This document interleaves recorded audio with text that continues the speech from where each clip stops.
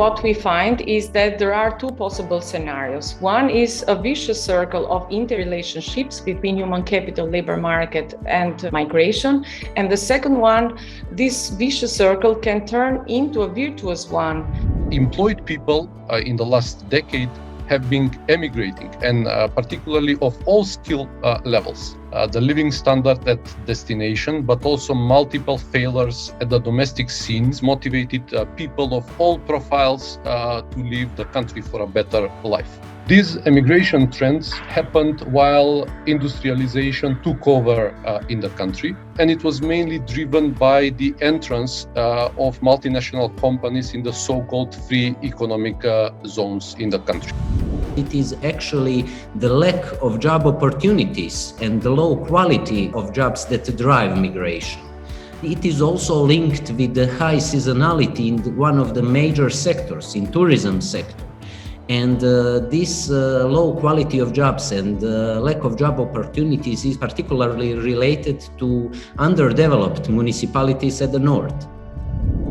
More Serbians emigrate, but they stay for far less abroad in the EU. Workers go to the EU, work there, and then come back, and what they earn there spend in Serbia. And so this circular, short-term, temporary migration is something that is now the dominant face of Serbian emigration. More outward migration might become a trap for the economy to invest, to be competitive, also to introduce new technology, as well as to attract foreign direct investments, which are very important for the region to boost further employment and human capital.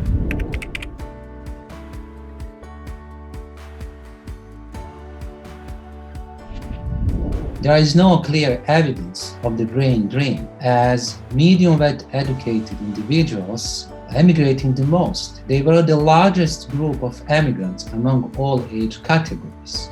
This can cause shortcomings in specific sectors of the economy, occupations like electricians, plumbers, truck drivers, etc. What is more interesting is the case of migration of the doctors and nurses. During the last years, the numbers of doctors that migrate from Albania is equal with the numbers of the students that finish the University of Medicine in Tirana. The healthcare system is a factor that pushes people to migrate.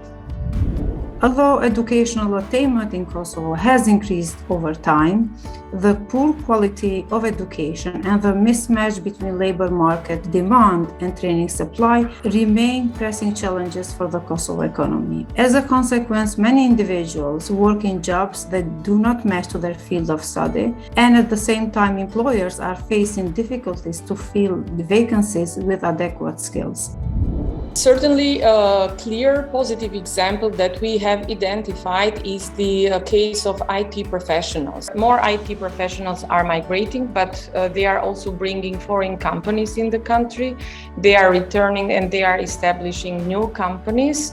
This is also contributing to the economy because there is an increase of exports of services related to the IT. So there are a number of positive spillovers on the economy, on the human capital and employment.